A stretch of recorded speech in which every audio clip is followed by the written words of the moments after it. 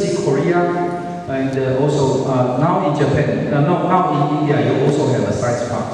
Yeah. What science park means? It means that you find a city where you have a good university. Then you can find industrial zone, and in the industrial zone, you will produce more high technology products. So after these students graduate from the university, they could work, nearby in the industrial zone and committed into the production of IT products.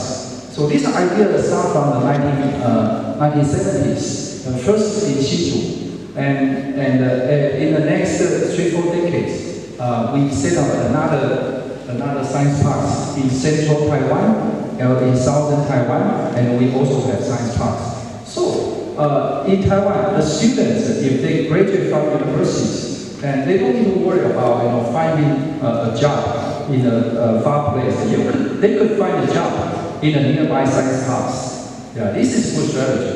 But of course,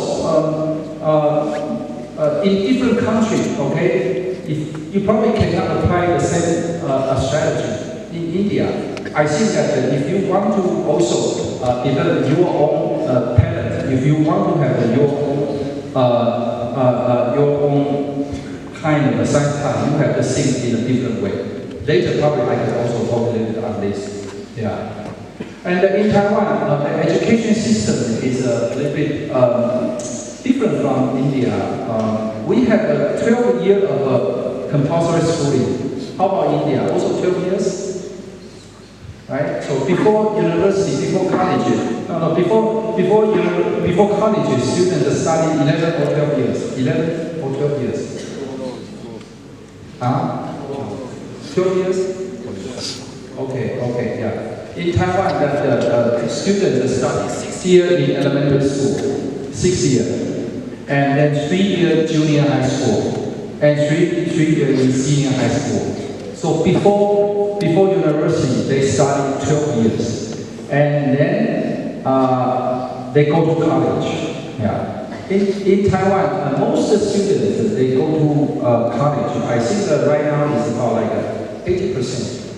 80% of the high school graduates go to college. Yeah. And for the people in Taiwan between 25 years old to 64 years old, 46% have received college education. Yeah. And in Taiwan, it's about, okay, what did you see in the video? You see some seashore, right? Okay, you also see mountains, right? And you also see some native tribal people, right? Okay, you see, so okay, you don't have sea, okay, Nagaland is a landlocked, yeah, but you have mountains, yeah, and you also have tribal people, okay, so actually, we are too far from each other, okay, yeah, but we do have some similarities, yeah, and when I came here yesterday, I feel that the weather, the humidity, the natural surroundings is they are all quite similar to Taiwan. Yeah. So actually, you see someone from that, from so far away.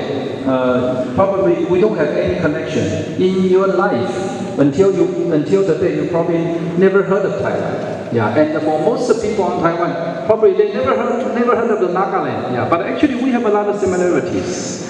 Yeah. Okay. And so it is a way you to explore. Okay, yeah.